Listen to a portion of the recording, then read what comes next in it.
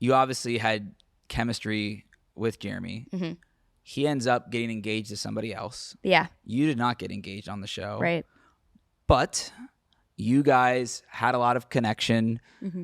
I think maybe I don't know if the most viral thing while the show was going on, I guess combined, maybe a DM and a jet ski moment. Golly. Looking back at that, do you regret sending him that message? No. Mm-mm.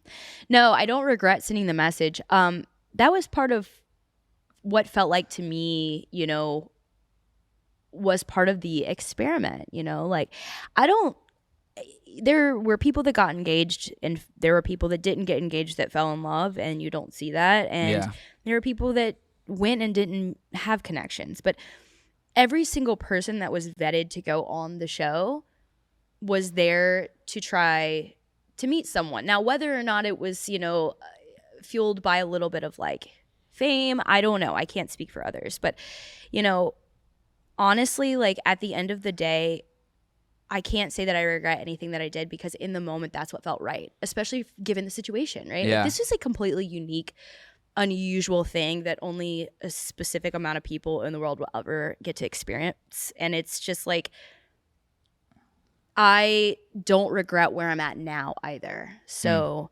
I said in one of my videos on Instagram that I don't live with a lot of regret, and I don't. And I think that simply comes from the fact that I do live for myself. That's not me encouraging you to go out and just, step on people to get where you want. But what it means is really like looking deep within and saying, like, what is it that I want in my life that makes me feel good? And I think that if you really have a shot at real love, and for me, like, I knew what I was feeling. Like, I knew that I was in love with Jeramey. And because I got back to Charlotte and I'm like, what the heck just happened? Yeah. If I didn't send that message, like, what would I have thought about myself after that? Like, I would have just wound up in this whole spiral of like, shoulda, coulda, woulda. Yeah. Like, for me, like, I can't live like that. I can't live not knowing what could have been. Things can always be done differently, but that's hindsight is 2020, right? Well, and I was going to say too, it's like he didn't respond. He liked the message. Right. But then you guys have this open conversation, which they show on the show. And I know a lot of it's edited throughout the show, but like they actually showed that situation play out. And there was mutual interest. I'm not saying like right, wrong. I'm just describing what people watched on the show, what people say online. Yeah. And so for you, do you feel like you guys like then got a fair shot from that moment to actually like start a relationship? No. Why not? I felt as if I thought we were gonna have a fair shot. We lived our normal, true life, and everything was good, but all the while knowing that eventually the show was gonna air.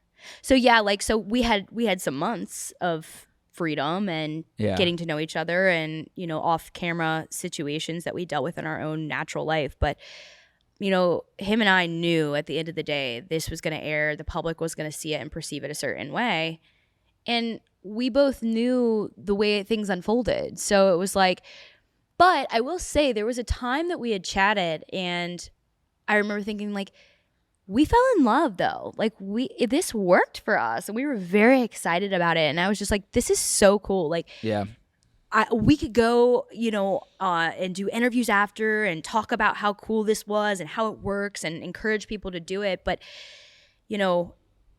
that's not what happened. When it aired, you saw it, I'm sure. Yeah.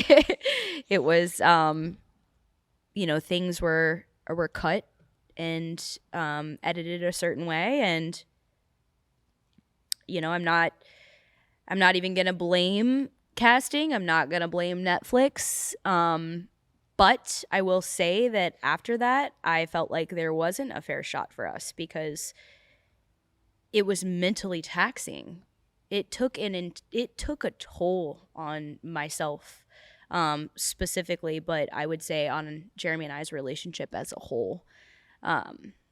You know, for anybody that's ever been in a relationship, it's already something that you have to work at. A relationship is something you have to work at. My mom told me when I was young, she's like, a relationship's like a flower. Like, you have to water it, take care of it, nurture it, and then it'll blossom. But if you don't, it dies. And Yeah. I've held on to that, and it's so true.